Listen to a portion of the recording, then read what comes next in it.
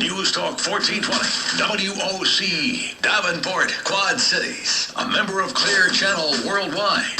The news starts now. Fox News Radio, I'm Lisa Brady. The first ever nationwide test of the emergency alert system is supposed to be happening right now, which means if you're hearing my voice, it may not be working on your airwaves. The old EAS tests were done station by station on radio and TV, but the feds are trying to make sure the entire nation would get the word in the event of a national emergency. Who's next at Penn State? The question some are asking as famed football coach Joe Paterno plans retirement over a former assistant's child sex charges. Fox News Radio's Jeff Manasso is live in State College, PA.